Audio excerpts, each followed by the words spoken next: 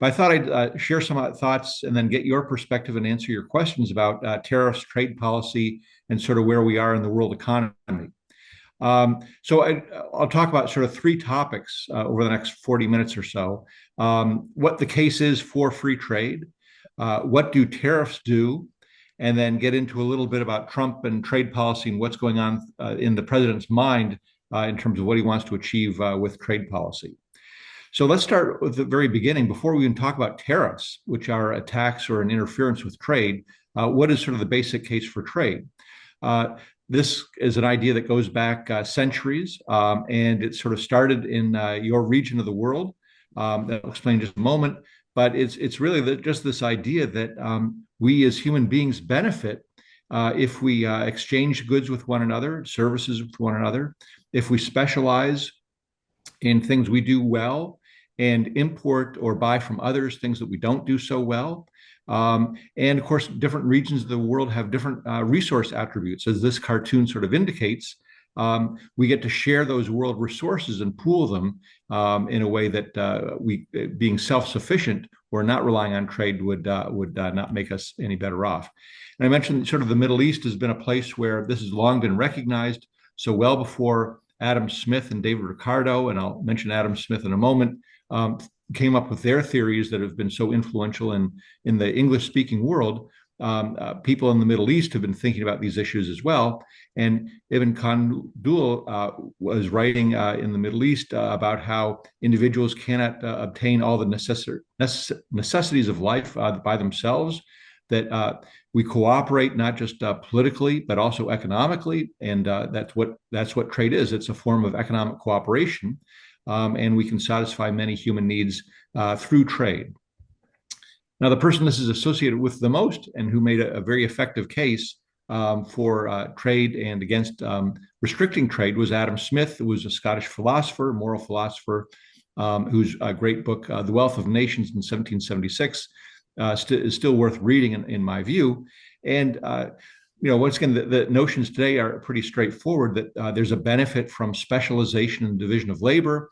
This applies to us as individuals. When we go out into the workplace, we don't try to do everything. We really specialize in one task. We earn an income from our job, and then we can spread our consumption expenditures across many goods that other people are specialized in producing. And so this applies at the individual level. It also applies at the level of countries too. Countries can specialize and benefit from the international division of labor. You can't make everything for yourself, or maybe you shouldn't, and so you can trade for it. And in fact, the first sentence of his book, An Inquiry into the Nature and Causes of the Wealth of Nations, makes this point. It's a little bit blocked on my screen, but he basically says the annual labor of every nation, which is sort of is an old term for gross domestic product, is what we produce, but also what we import, what we purchase with our produce in terms of exchanging exports of some of our goods for imports from others. And I just highly recommend, if you get a chance to go to Edinburgh, on the main thoroughfare, there's a statue that's been erected in honor of Adam Smith, who spent some portion of his life in Edinburgh. It's sort of I think a lot of people just sort of walk by it, but as an economist, I always am happy to watch and reflect on that statue because he really sort of set the groundwork for what economics is and is still influential today. So what is international trade then? So we've refined things a lot since Adam Smith's day. It's really just exchange, international exchange. And trade is a two-way street. It's the exchange of exports for imports. The only way we as individuals can buy what other countries or what other people have produced is by selling to them, by exporting some of our labor, exporting some of what we're producing to buy those imports. And it's the same thing true with countries. Countries can only import from others if they sell to them as well and earn the money or the foreign exchange that they use to buy those imports. So that's the second line there. Exports are a necessary cost of acquiring imports. So it's not like countries just export and don't import, or just import and don't export. It really is a two-way street. And why are imports a gain? Well, exports are the cost of what you're giving up to buy those imports. And imports are the gain because you get different goods that you couldn't produce at home at all. at a lower cost. You get much more variety. It often uses better technology than you have at home.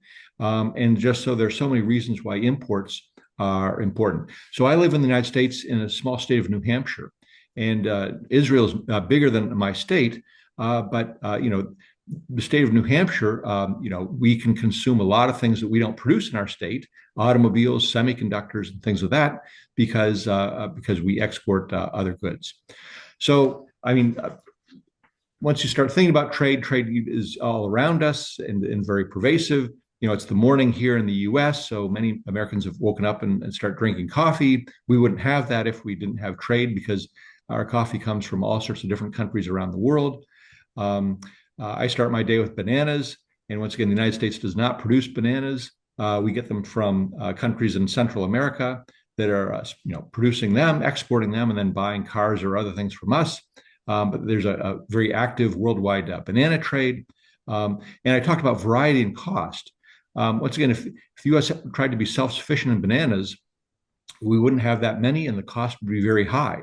But there are all these different types of bananas that are made around the world, and we have them at our grocery stores because that variety is made available to us via trade. I'd urge you to, if you're interested in trade, to look a little bit at Israel's statistics. This is just a selection of Israel's exports.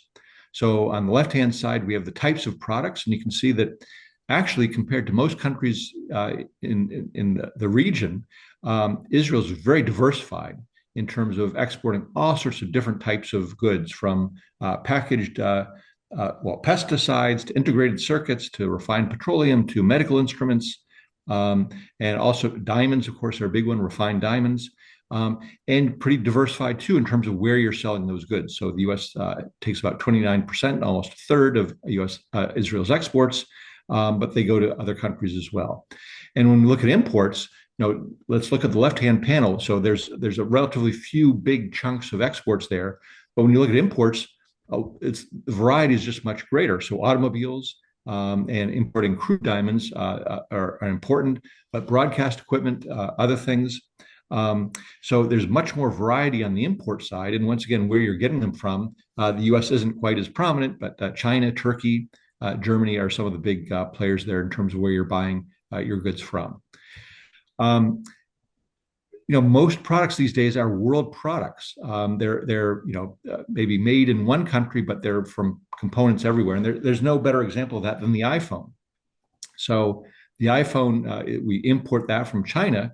But it's not strictly speaking a Chinese product. It's made from components made all over the world. And the sort of graphic on the right shows you that that Samsung produces the integrated circuits that come from Korea. Texas Instruments produces other controllers, and Micron in the U.S. Germany and other countries contribute components as well. And so it's a very complex component. In fact, the back of the iPhone, it doesn't say made anywhere. It says assembled in China from parts made all over the world. You take it apart. The parts come from all over the place. Lots of graphics on that. But what's interesting too is where the value added comes from. This is sort of an important point with respect to trade, and why sometimes trade statistics can be misleading. We import the final product from China. And so we attribute the whole factory gate price here, which is almost $200, to China. So we're importing that from China. But when you look at what value added is actually taking place in China, it's only about $6 of that $200 price. So it's coming from China, but it's not really imported from China. All the other components coming from Germany, Korea, Japan, and elsewhere are a big part of it. In fact, there's $24 worth of inputs into the iPhone that's coming from the US, only $6 of Chinese value added. And so this trade statistic will say we have a $200 import from China, but in reality, the value added is only about $6 from China. And so it's not really a Chinese product in that sense. And that's true for so many manufactured products. The final place where it's coming from is not really the source of where all the value is coming necessarily. So, if trade is so great, why are people opposed to it? What are some of the claims made against us? At least in the U.S., there's been this long debate about trade, and five claims are very common. That'll make us poor, that we're going to lose good jobs, that we'll lose manufacturing industries, and that we'll lose control over our future and our economy because of foreign influence and what have you. And I've gotten a book called Free Trade Under Fire, and it sort of goes through these claims. And there's a lot of other literature I can point to that sort of tries to refute some of these claims. But here's just some quick responses. If you think that trade makes countries poor, then gosh, that doesn't sound like a good thing. Maybe countries should isolate themselves. But in fact, when they isolate themselves, they become poor. And so what trade does actually makes us more efficient and actually makes us richer than we otherwise would be. We'll lose good jobs. Well, it's true, we will lose some jobs as a result of trade and import competing industries, but we'll have different jobs in different industries with higher incomes as a result of trade. So we'll shift and create employment in export industries and elsewhere because of trade. At least in the US, there's this great concern about manufacturing. And we're importing a lot of manufactured goods from China and other countries. But manufacturing doesn't necessarily make you rich. There are a lot of countries. Australia is one that doesn't have a lot of manufacturing, but it's a very wealthy country. India, has had a lot of manufacturing historically, but it was protected manufacturing. It was very inefficient, and it didn't. That industrialization didn't help India become richer. So, if you go to old Indian production facilities before they really began to open up to trade, this is what you would see. Small firms, very inefficient firms using old technology. So yeah, they created a lot of manufacturing. Am I doing all right here, Chanel? No, it's okay. It's okay. Go ahead. Okay. And it didn't make the country richer, just having a lot of manufacturing per se. So if you have a lot of inefficient industries, that's not good. One example of that is when India had something called the license Raj, which basically required you to get a government permit to import anything. They basically kept out foreign goods, and the domestic goods didn't change in quantity or quality. So they had a shortage of cars in the 50s and a shortage of cars into the 1990s because the domestic producers didn't produce that many and didn't really change their model, variety, or technology or things of that sort. So manufacturing in and of itself isn't the key. It's being efficient in what you're doing. And how about losing sovereignty or control of your country when foreign investors come in or you're dependent on other countries? Well, sometimes you have to ask the question, so what? There's a nice quip from English economist Joan Robinson who said, the misery, and she was sort of a quasi-Marxist. She said, the misery of being exploited by capitalists is nothing compared to the misery of not being exploited at all. So China under Mao had no foreign investment, so no one was exploited by foreign capitalists, but it's allowing foreign capital to come in, work with your labor that raises productivity and raises standards of living. And this idea that you're being exploited is really doesn't amount to much. Of course, we just have to do basic observation. Would you rather live in an open economy or a closed economy? And most closed economies tend to be not just restricting trade, but also restricting civil liberties and other things. And there's a reason why those two things go to hand in hand. Usually more open societies are more open politically as well. And you get access to more goods and have a higher standard of living. So let's begin to shift a little bit towards, well, okay, if trade is so great, well, what about tariffs and what do they do?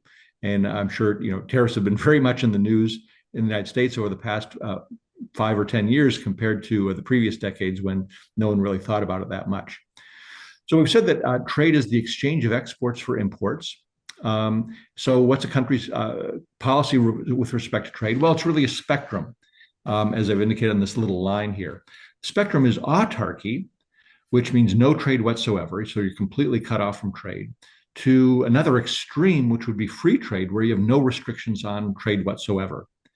Now, most countries are neither purely autarkic, nor are they purely free trade, where they have no interferences with trade. They're somewhere in the middle of this spectrum. Most countries over the past number of decades have moved more from on the left-hand side to the right, moved towards more freer trade, reducing tariffs and reducing trade barriers. But now we're in this position over the past 5 or 10 years or so, where some countries, particularly the United States, are moving back on the spectrum a little bit. The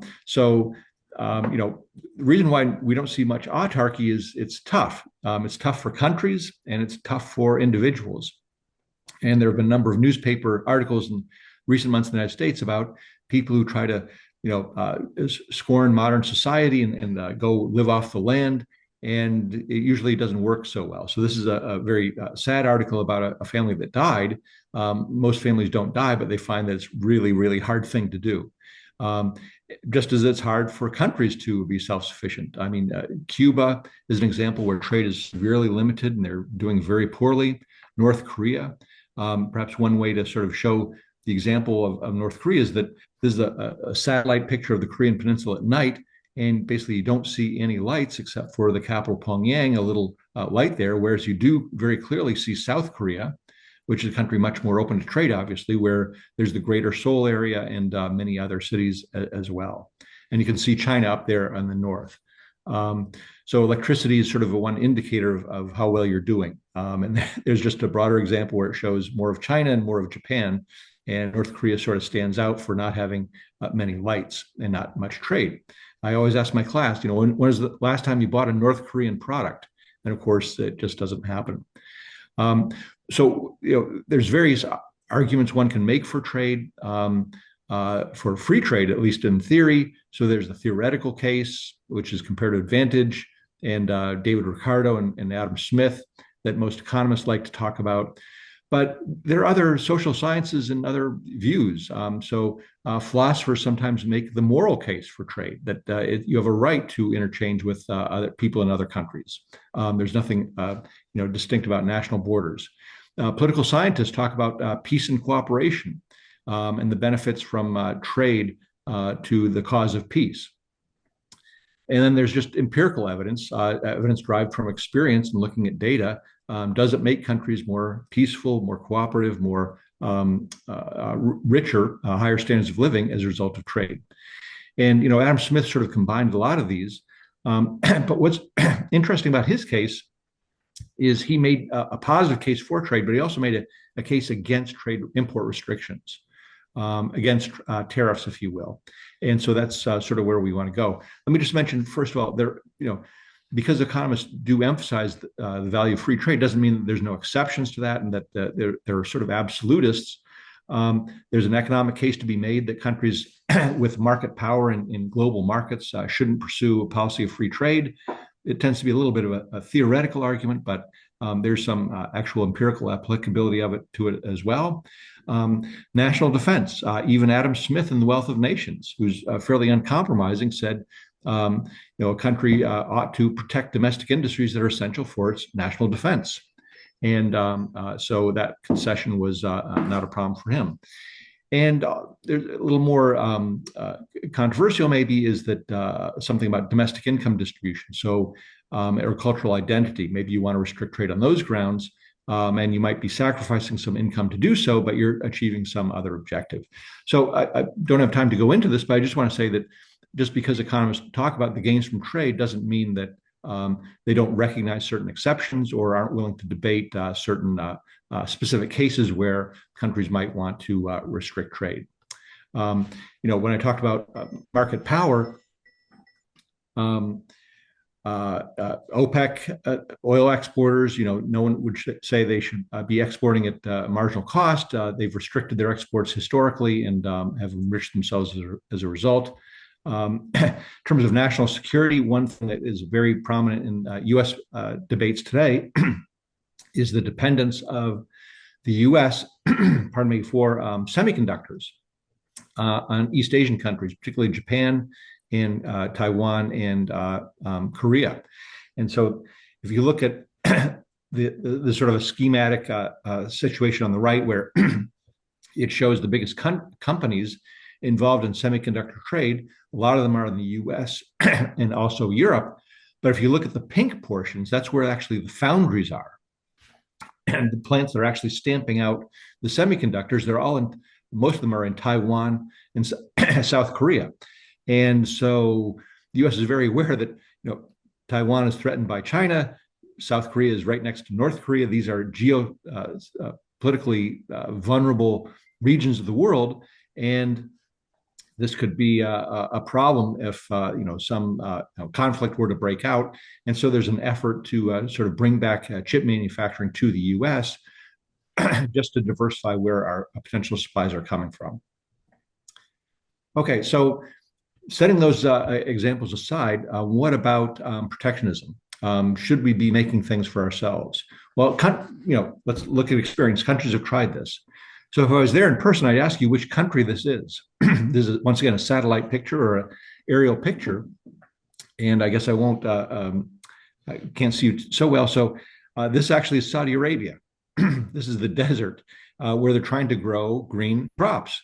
They're trying to grow wheat and other crops in the desert where water is very scarce and very expensive. And they did this because Saudi Arabia said, gee, we're really vulnerable. We're dependent on food imports and wheat imports. We should try to produce some of this ourselves. And they did. They ended this experiment a number of years ago because it was costing them $1,000 to produce a ton of wheat that they could buy for $150 on world markets.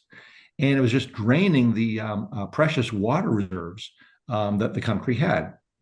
So could you be self-sufficient and not be vulnerable to imports from other countries by protecting certain industries? Yeah, you can do it, but it's going to be very expensive, and countries find that trade is pretty reliable, and you can just do that instead.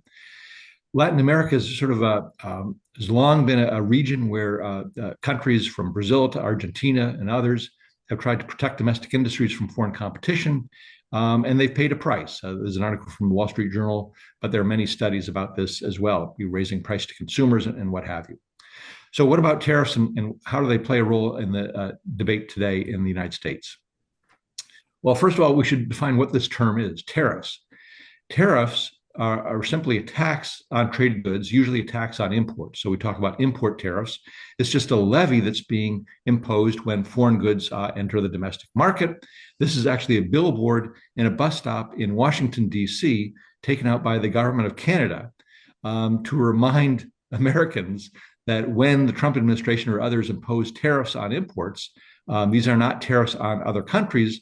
They're tax paid, and I'll get to this later, by U.S. consumers. So tariffs are a tax. There's some cartoons on this. Sometimes we use this fancy word tariffs, but it ultimately is a tax, even though those proponents of tariffs don't like to emphasize the fact that it is a tax. So that's a cartoon. Tariffs on trade affect imports. So there's one little experiment that the U.S. did around the year 2000, around the COVID outbreak. And I can't remember the exact reason why we did this, but we started imposing a 25% tariff on imported wine, but only that wine which had alcohol content of less than 14% of the volume of the bottle. And so what you can see is imports of wine with less than 14% alcohol really begin to plummet, fall sort of in half in just a couple of years. And on the right-hand side, what you see is it didn't really stop imports. We just started importing more alcoholic wine because that was being shaped by the incentives. So if before your wine was 13% alcohol, you just bump that up to 16% and you avoided this 25% tax. And so you get that shifting as a result.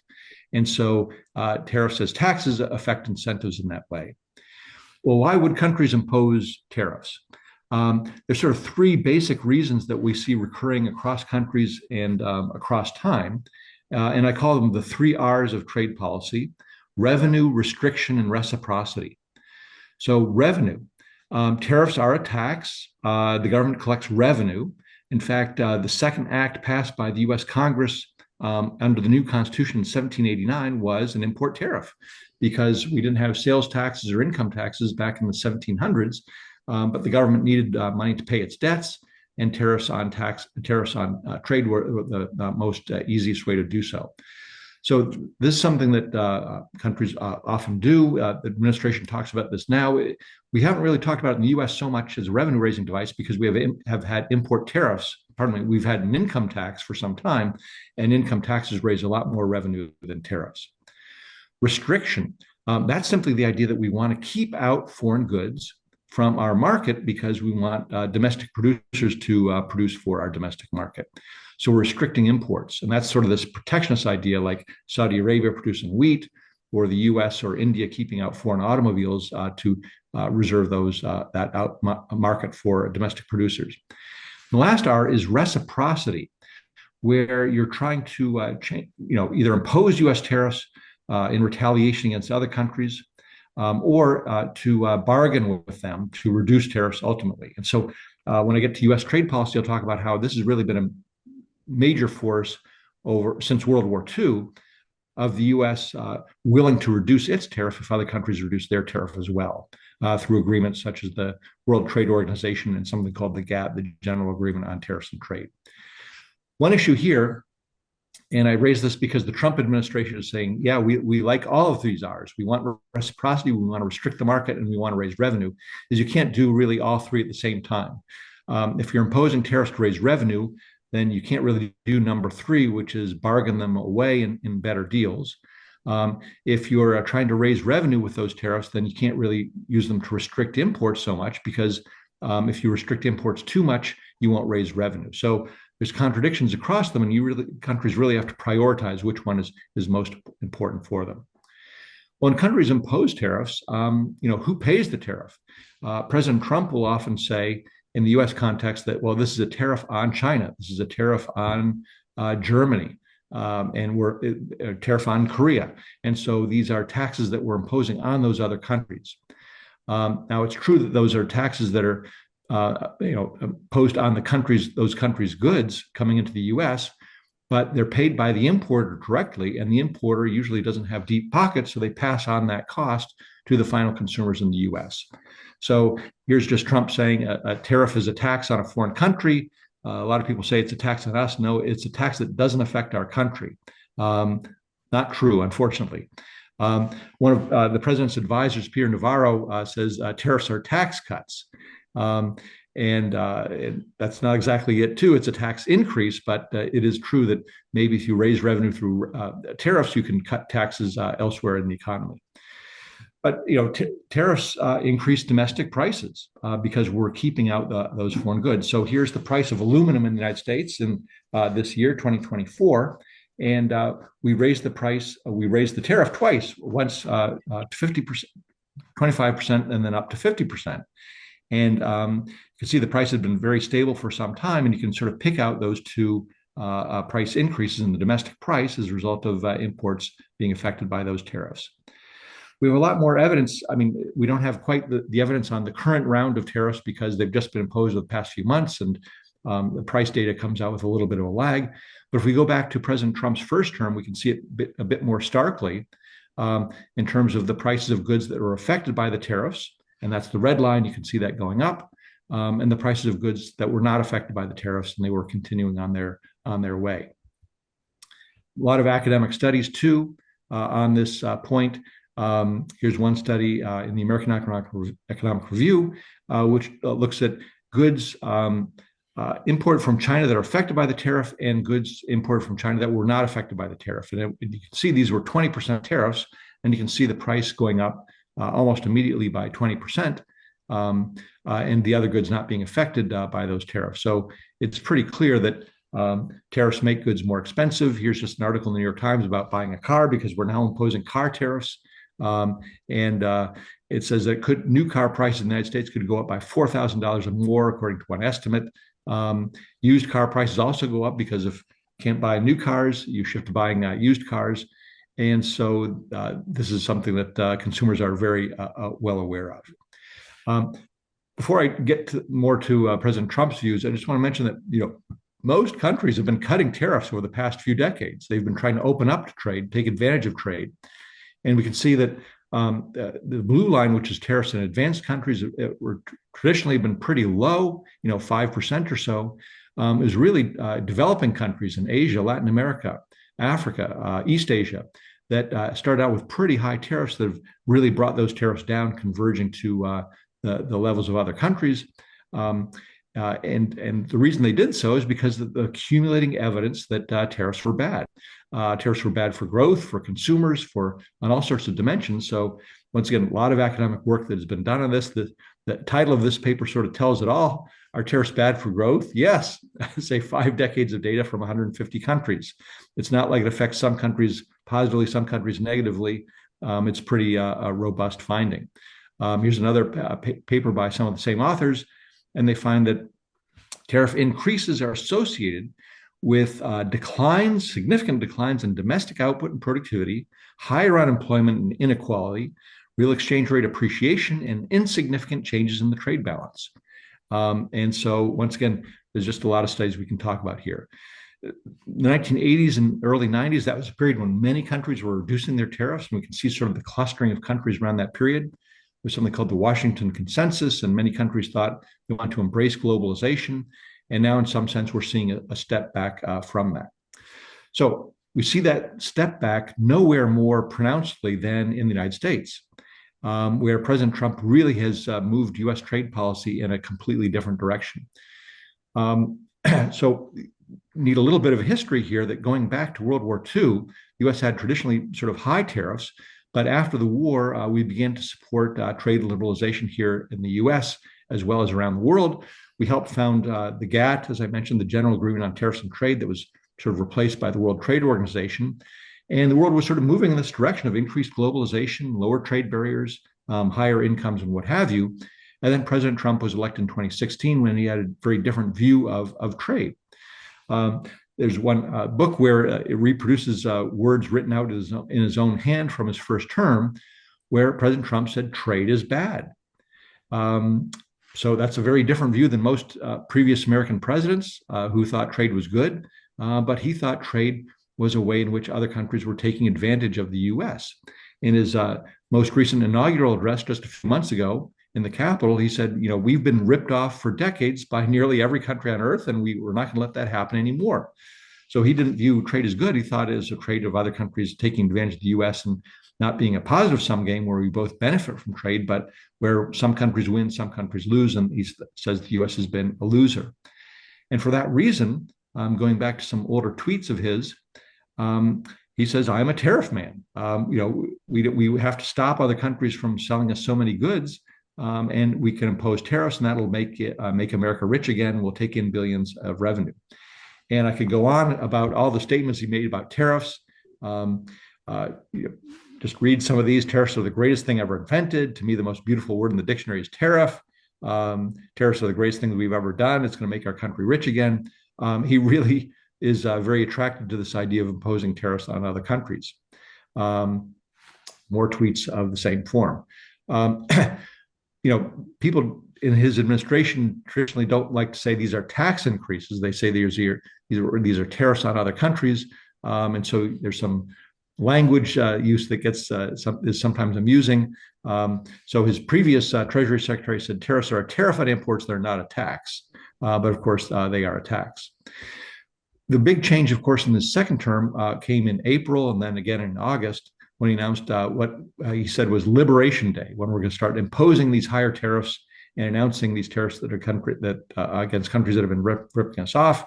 So this is April 2nd, not April 1st in the U.S., which is April Fool's Day, but April 2nd, this announcement of all these tariffs. And we had this long list, and even Israel, a country with whom the U.S. has a free trade agreement, as with Canada and Mexico and Korea, and Australia, other countries that the U.S. has free trade agreements with, where those agreements essentially ensure zero tariffs on both sides for trade. Every country got hit with tariffs of a minimum of 10%, and then rising up to 45, 50% in the case of Vietnam and some other countries. So he was saying they charge us, we charge them. A lot of these countries didn't actually impose tariffs of that magnitude on the U.S., but he was interpreting the trade deficit as being an implicit tax on U.S. goods. So this is sort of where we stand in terms of some of these tariffs. 20% on a lot of countries, on India up to 50%, on China it's about 30% at the moment, and then it goes down, and I think with Israel it's only about 10% or so. But these are pretty high tariffs historically. They've also bounced around a lot depending on the deals that are being cut. So if you can look at the red line here, it's going up and down a lot, depending on what our policies were with respect to the EU or Vietnam or what have you. And we're beginning to settle down a little bit in terms of what the tariffs might be, but we'll get to some why they might change in a moment as well. So this is just to show you how historic this change has been in the U.S. If we go back to the 1790s and look at the average tariff, it's been pretty high in the past, and you can really divide U.S. trade history into these three eras of revenue, restriction, reciprocity, where the main goal of the tariff was either to raise revenue or to restrict imports or to bargain with other countries. And if you look at sort of the orange line, that's the average tariff on total imports. You can see by 1950 or so, we're down to about 5% or so, and then it's cut even further.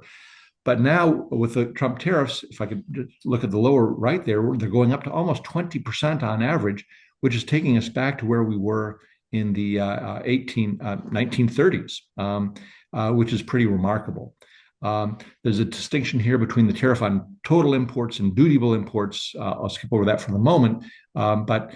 So it's not quite as bad as where we were in the 30s, but the average tariffs are really historically high in ways we haven't seen for many, many decades.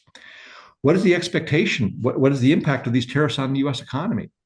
There have been number of studies and projections about what's going to happen, and they're all pretty much saying the same thing with different orders of magnitude a little bit. Slightly higher prices because we're raising the price of consumer goods and imported intermediate goods.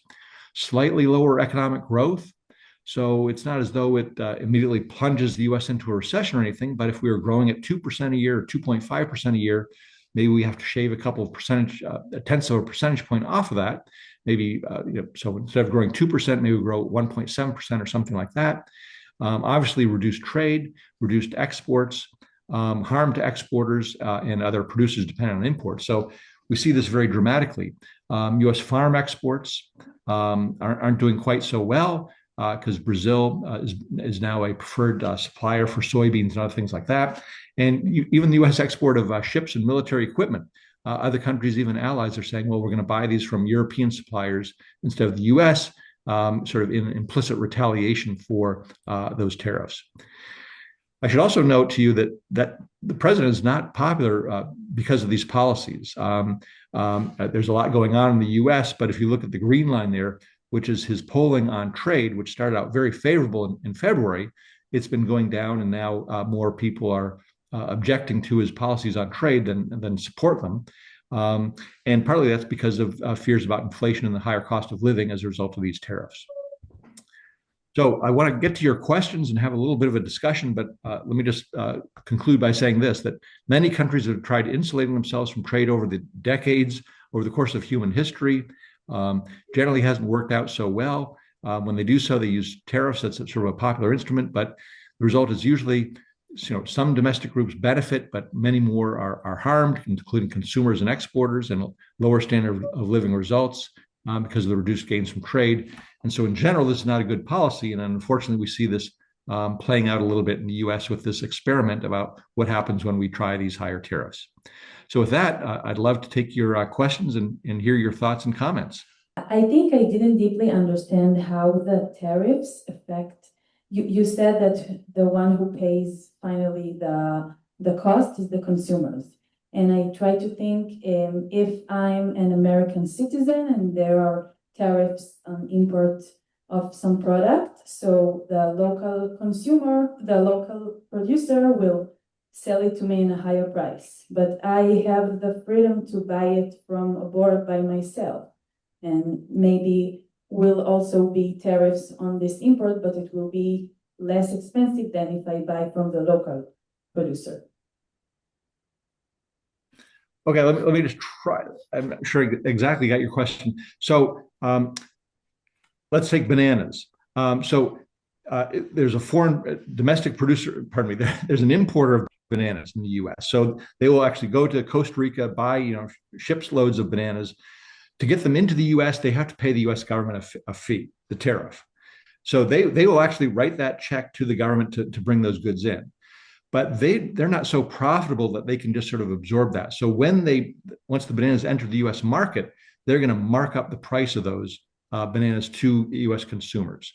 So implicitly, they're paying the writing the check, but the consumers have to pay a higher price for them to write that check to bring the goods in.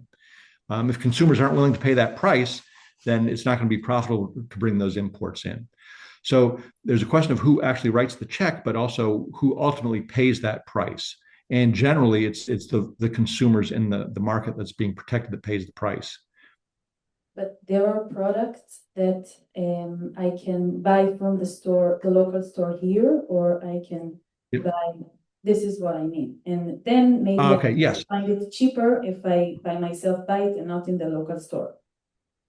Right. So what tends to happen too, though, is that the imported products and the domestic products are substitutes. So you're absolutely right. If the price of the foreign products goes up, people say, well, why should I buy that foreign product? It's more expensive. Let's buy the domestic product. But then you're shifting demand to the domestic product, and that will raise the price of those goods too. So I don't have a slide on this, but washing machines in the US, we import them from Mexico, but we also produce them in the US. And you might say, well, why should we, we're not going to import as much, so we'll just buy the US products. But that increase in demand raises the price of the domestic produced washing machines as well. Now, over time, they can ramp up production a bit. Maybe that would attenuate some of that price increase, but still the price of the domestic substitute is going to go up as well. And so by a lesser amount than tariff perhaps, but another great example is steel. Domestic steel prices have really soared because US mills just don't have the capacity to produce at the low prices that we could import from. And so they're raising their prices as well. So you're right that the price doesn't maybe not quite as higher on the domestically produced goods, but the prices go up nonetheless for consumers. Thank you. Hello, my name is Ishai. I want to ask you more of a policy question about the economics of this subject, because I do think that the principle of putting the power to determine all of the trade policies in the hands of a president, especially your kind of president, I don't know if that's not specifically Trump, but the all-powerful office of president that you have in America, is that a shrewd thing in terms of like statecraft? Secondly, I want to ask you if there is some idea, because here in Israel we are very concerned about our safety, and that is a trump card that every politician and every pressure group plays, even in the agriculture part. We have a lot of farmers who claim that we have to have the salad in times of war, the tomatoes or whatever. And it's not that nutritious, but they say it's a national. So words, like in your beautiful and good constitution, can be always misconstrued, and the paper absorbs everything. So what are some basic, what is something that could kind of limit and say, okay, this could be security, really is necessary for security, this is not? What are kinds of things that you can do for it? These are my questions. Those are two great questions. So you're right on the first one on delegation to the president of authority over trade. So for most of U.S. history, in fact, the U.S. Constitution gives Congress the power over tariffs. That's the way it's been up until the 1930s. So about a century ago, Congress started delegating powers to the president under the assumption that Congress was really so beholden to special interests, and the president would take into account the national interest and foreign policy considerations, and would want to negotiate with other countries, that presidents were much more sort of open to trade. That was the presumption sort of underlying this gradual and increasing delegation of powers to the president. And that presumption was right until President Trump came along. Most presidents, sometimes they would protect certain industries under the authorities they were delegated, but the assumption was Congress, we don't want to deal with this. The president can deal with it, and the president will be prudent. So Trump has been the first non-prudent, non-pro-trade president we've had. Even President Obama, who wasn't a big fan of trade, did try to, have the Trans-Pacific Partnership and things of that sort. And then some presidents, like President George W. Bush and Ronald Reagan, were a bit more pro-trade and wanted to do a lot more to open up markets. So we're really in this unusual situation. What I didn't mention is that the whole legality of the President Trump's tariffs. So let me put it this way: President Trump really stretched that authority and has pushed it to the limits. So Congress has written these sort of vague laws about what the president can and cannot do on trade, and he's just pushed it to the max. And that's why all these tariffs have come out of nowhere. Congress has not approved these tariffs. There's been no real national debate. There's something where the president feels strongly, so he's doing it sort of unilaterally. So there are court cases, and the president and the administration have lost two major court cases on the legality of these tariffs. But the tariffs remain in place until they're appealed. So the idea is that this is probably going to go to the Supreme Court of the United States, and the Supreme Court is going to rule probably not until the fall or next spring about whether these tariffs are illegal or not. So I don't know how it's going to turn out. Could be struck down. I mean, even if they're struck down under the laws that he's been invoking, he has other laws he can turn to that are a little bit more cumbersome, so he can still impose tariffs, or he can try to get Congress to impose them as well or sign off on them. So even if the Supreme Court said that these tariffs are illegal, doesn't mean we're at the end of the tariff game. The president can still play. But you're absolutely right that Congress should be playing a role, has not been playing a role, has sort of abdicated its responsibilities in delegating so many powers to the president. And this is sort of playing out in real time in the U.S. now. On your second point on security, you're absolutely right. The same thing happens in the U.S., maybe to a lesser extent, is every industry will go to the president or Congress saying, we're so important for national security. We cannot be a country if we can't produce our own shoes. What happens if there's a war and we can't produce shoes? And so that's sort of the classic point that a lot of industries will make, that we're really essential for national security reasons. And so there's no real answer to that a priori. You sort of have to make a case for particular industries. So let me use an example from President Trump's first term. He imposed 25% tariffs on steel, invoking a statute that allows the president to impose tariffs on industries that are essential for national security. So, but what's interesting here is the Department of Defense at the time, and Secretary of Defense was James Mattis, wrote a memo to the president saying, actually, the steel tariffs would be contrary to our national security interests, and we don't need to protect the steel industry on national security grounds because we produce 70% of the steel we consume. And so we have more than enough capacity to produce the tanks and the armaments we need. We import steel from allies such as Germany, Korea, Japan, Canada, and stopping those imports would actually harm our national security. But the president, really wanted to protect the steel industry, and so they invoked national security. And of course, once you say that, who's against national security? But so you sort of have to fight those battles one on one and saying, actually, you know what? It's not essential that we have our own tomatoes, or the tomato industry will survive, quite well. I do want to maybe sharpen the question, because you Americans are very known for the establishment of a government that does not necessarily is prone to the wishes of heart of this or this representative, and assumes that certain things and certain perplexities of humans stay the same, and humans will always want more power. And then you have a system that checks it. Very brilliant and really, really nice. But in the economy sector, maybe you should do something similar, like say, I'm just like, you only can protect this amount of percentages from the GDP. And then if you want more, then you need, so maybe something like that could work better than say, oh, we should discuss it, and always the interest will push it up, and up.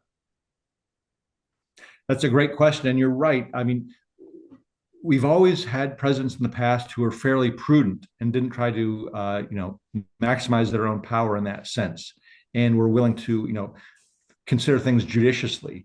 And we haven't had sort of the checks and balances with respect to these tariff powers. because it hasn't been tested in the way that the President Trump has been testing it. So I take your point absolutely right that division of powers and checks and balances are very important. And I think Congress has been a little bit lax in terms of how much authority it's given to the president over time, under the assumption that presidents would be reasonable and be judicious in exercising that power. And now we're seeing that that's not the case. I mean, the problem is if Congress were to enact legislation to sort of pull back some of this power, any president could veto that legislation. So it would take a lot of momentum in Congress to sort of overturn that. But you're right, we're sort of in a bad situation at the moment. Thank you. Hello, my name is Shahar. Thank you for your presentation. I will start with a short background and then to my two small questions. Considering currently China is the second biggest economy in the world, I would expect the US to be considered about this, because if we go back in time to 2001, US supported China joining the global trade just because they thought that it will be able China to be a democratic country in the future and be a natural ally to the US. And that didn't happen currently. So I would expect them to be very worried about that. And then that leads to my tariff, because according to my understanding, tariff can be also a good thing. Like if we impose it on China on certain goods. But I feel like it's not the main issue here. So my questions are two.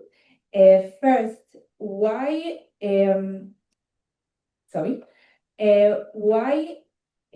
not imposing tariffs on specific goods and not according to countries? For example, on textile that imported from China, and keep the tariffs low for steel, for example, for the defense aims. And my second question is why not to encourage small businesses in the US to also be able to produce those products that Trump want to produce it inside the US? Great questions. Thank you very much for that. First of all, you're absolutely right that the biggest change in the sort of political environment with respect to trade is with respect to China in the US. And now there really is a bipartisan consensus that we really didn't have 20 years ago, that has sort of gradually come about, that China is no longer working with us well. They have a very different economic system, that they're a geopolitical and maybe even military threat against Taiwan and some of our interests in Asia, that they don't play by the same rules. So we let them into the WTO, but their system is so different that it really doesn't, you can't have a market economy and a non-market economy meshed in the same degree. That China's industrial policies and what have you are really can be detrimental to U.S. interests. And so I'd say this is not a partisan issue anymore, that China is viewed very negatively and as a threat. And therefore, tariffs on China, which President Trump did introduce in his first term, are, if not justifiable, understandable. And that we had become very dependent on China, and this is a way of diversifying and limiting their pervasive impact in the U.S. So that's a case where, going back to the previous question about security, where I think there's a consensus in the U.S. that we should be excluding China in some degree, and particularly for important things like semiconductors and elsewhere, where the dependence is pretty, and national security implications can be pretty profound. I guess so. That would be an exception. I think that a lot of people would accept that China, we have to treat China differently, and we can't treat them by the same rules. I think the problem is, and you can sort of see that with some of the charts on the tariffs, is that the Trump administration has not singled out China for special treatment. In fact, we raised tariffs against China and we reduced them quite a bit because China was retaliating. And now we still are on this uncertain state. We've raised tariffs on our allies, on our friends, and we've compromised those relationships. And now we impose higher tariffs on India than China. The whole idea was, India could be a competitor to China, and we could move Apple and other producers from China to India, a more friendly country, a democracy, and accomplish various objectives. And now we're hurting India more than China. So the problem with the tariffs is they're not really strategically thought out. either in terms of the products, because all these tariffs are across the board tariffs with a lot of exemptions too, which is another issue, and not really singling out China. So I sort of agree with the premise of your question that we're not focusing on the real problem with respect to trade. We've created all these other problems, at least that's my view in terms of the US. I'm not sure, I think you had a second question, I'm not sure what it was, but that's I guess, my initial response. So my second question was about local businesses in the US. So if Trump imposes tariffs, according to my understanding, it should also encourage businesses to be established inside the US. Yeah, so I mean, once again, the US has not been very strategic. So a lot of US imports are intermediate goods. They're not final products. And those are purchased by US businesses because it makes them more efficient and more competitive. And steel is a great case. You know, when we impose these tariffs on steel, we help out the steel industry a bit, but we also hurt the car industry because we're raising their costs. We hurt the farm equipment industry, like John Deere, because it's raising their costs. And that makes their products more expensive. It makes them less competitive on international markets. And it makes imports of those products that they're competing against cheaper in the US because foreign automakers don't have to pay the high steel costs. Foreign farm equipment producers don't have to pay those high steel costs. So we're not helping out all businesses here. It's helping out some, but hurting a lot more. And so that's the problem with the non-strategic nature of the way the administration is going forward with imposing these tariffs. The U.S. economy is incredibly complex with all these interlinkages, and you impose a tariff on one product and it has all these ramifications elsewhere. That's why, in some sense, economists think that just have these tariffs set at low levels and get out of the problem, get out of this business. But it's not like you can strategically help out small businesses without hurting others through these tariffs. So it's problematic. Okay, thank you very much. Okay, hi, thank you. My name is Koran. First of all, fascinating. Thank you so much. So I have a short question about the semiconductors industry in Taiwan. So first of all, how did Taiwan manage to become an empire of semiconductors? And secondly, if it is such an important strategic component, why don't the US make itself an empire of semiconductors, especially in this era that China seems to have desire to conquer Taiwan and the semiconductors in it? Great question. Thank you very much for that. There's a wonderful book that you should get a copy of and read. It's called Chip Wars by Chris Miller. And it's a very short but very instructive and entertaining and interesting history of the semiconductors since the invention of the integrated circuit. And so the founder of TSMC, the Taiwan Semiconductor Manufacturing Company, used to work, I believe, for Texas Instruments in the U.S. And he was shows you how the little events can change the course of history. He was denied a promotion, or he wasn't made head of Texas Instruments. So he picked up and left and went to Taiwan and said, I'm going to start my own semiconductor company here. Now, Taiwan gave him a lot of tax breaks and subsidies to get going. But once they got going, they had much lower costs in Taiwan than they did in the US. And everything is cost driven and everything is innovation and technology driven. And so despite the small, humble beginnings of TSMC, they were able to purchase the best semiconductor manufacturing equipment from the Netherlands, attract the best engineers in the world, have access to water and other resources that you need to produce semiconductors. And manufacturing costs are just higher in the US for various reasons. And so unless you have some productivity advantage in producing in the US, you're not going to be cost competitive. Now, it's true that the design of semiconductors is largely done in the US. We have an advantage in design, but we don't have an advantage in manufacturing. So once Korea and Taiwan have sort of become these big producers of chips in terms of manufacturing, it's very hard to get it back. So the US Congress passed the CHIPS Act a couple of years ago to subsidize any producer that would move their startup semiconductor production in the US. And they're trying to build plants in Arizona, they're trying to build plants in Ohio. Building costs are very expensive in the US. The zoning and the environmental reviews are very onerous. Unlike Taiwan, where the state is really trying to help you expand, here in the US, it seems like there's more restrictions. And these plants take years to build to very specific technical specifications. And it may not work out so well in the US in terms of trying to bring back manufacturing for this reason. So Morris Chang, who is the head of TSMC, has said, we'll try to produce back in the U.S., but you don't have the great engineers that we have in Taiwan. You don't have the labor force. You don't have the other resources, and it's not going to be cost effective. So we're sort of in this bind where they've got so much scale advantage in Taiwan, the costs are so much lower. To sort of pull that back to the U.S. is a costly endeavor. Okay, but you think it is possible that, let's say, 10 years from now, Taiwan won't be anymore such a great center of semiconductors, and USA will have more control over this industry? You think it's possible during like 10 more years?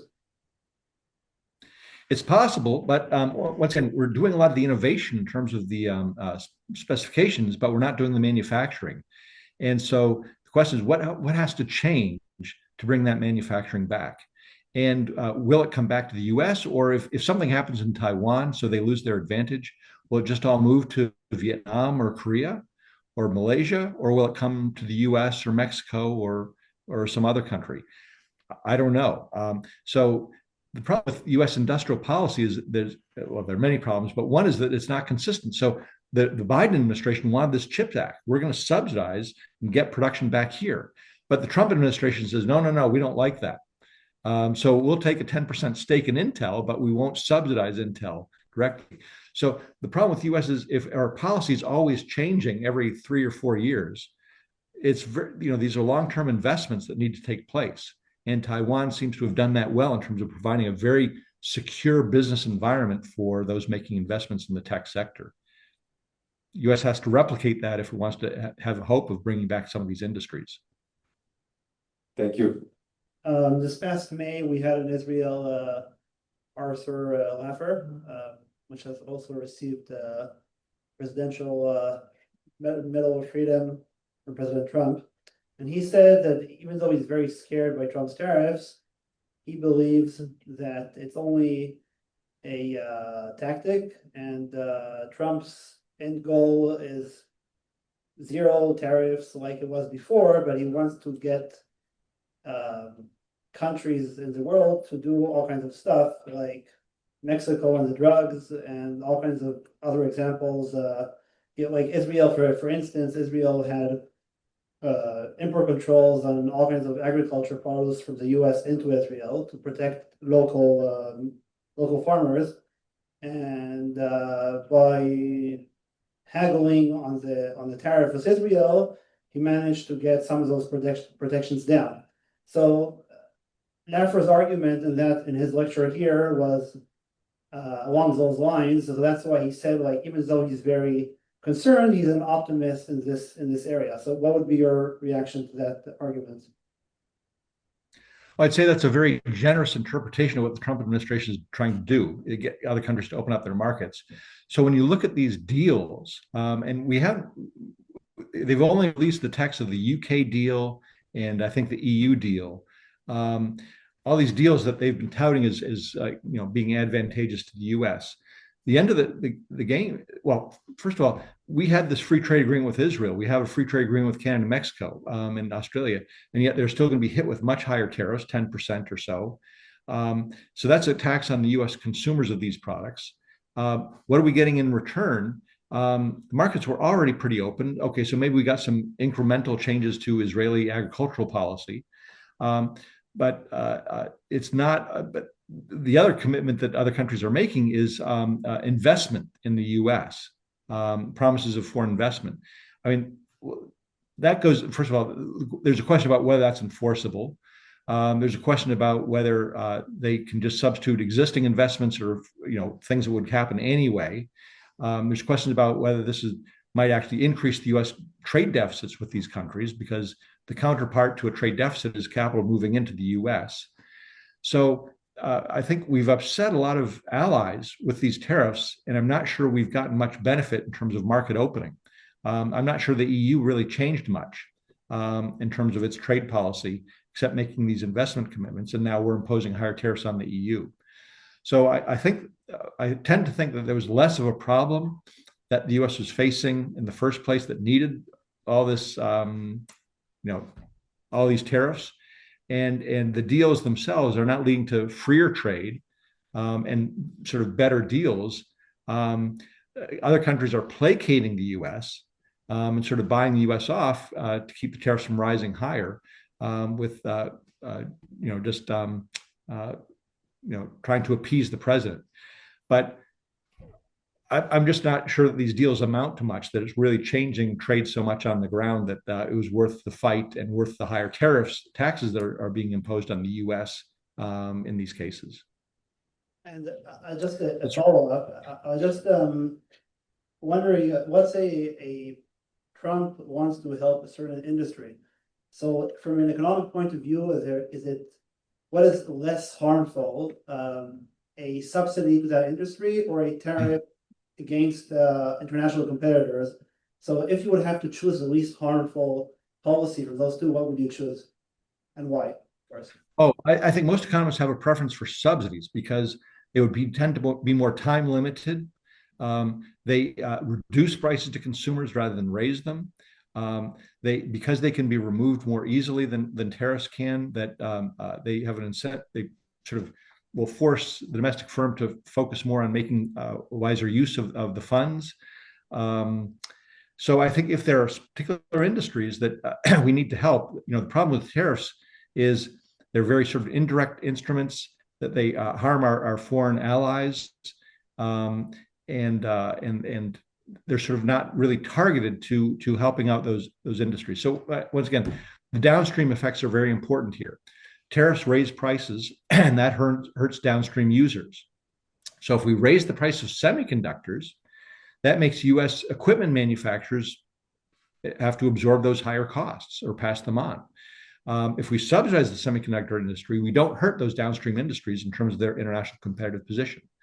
So if we help out the steel industry with tariffs, that hurts Ford and GM and so many other manufacturers that need steel as an input. If we subsidize the steel industry, we lower their costs to those downstream users, and we don't compromise their competitive position too.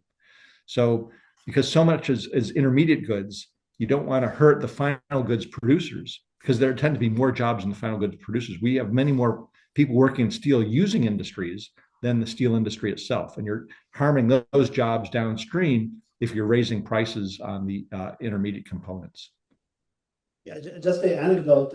We were yesterday in a winery, and it's very difficult for Israeli wineries to compete in Europe, for example, because there are huge subsidies in the wine industry in Europe that makes it almost impossible to compete for Israel. The Israeli wine industry is not subsidized. So when they go to Europe, it's impossible to compete because of the price differences are huge between the subsidized European produce versus the Israeli wine, which is not. So it's just one of the effects. Yeah, I mean, there's one area where international negotiations have become very complex, is because it used to be just about tariffs, and now there's so many policies behind the border, tax policies, land policies, subsidies that affect whether the playing field is level for international competition, that negotiating over all these things is very, very difficult. Once again, I don't think in the span of a few months that the U.S., by threatening all these tariffs, has gotten rid of a lot of these non-tariff barriers facing U.S. exporters, and that in a way that will level the playing field and lead to more balanced trade. So if they did, maybe you could make a case for the Laffer case, saying, gosh, he's really cleared out a lot of red tape in other countries for U.S. exporters, and we'll have more balanced trade. But these are very quick deals that aren't really enforceable, aren't legally binding, and I don't think amount to too much, given all the cost to the U.S. economy of imposing these tariffs in the first place. All right, thank you. Thank you. And once again, I'm sorry I'm not there in person. It would have been so much more fun in person.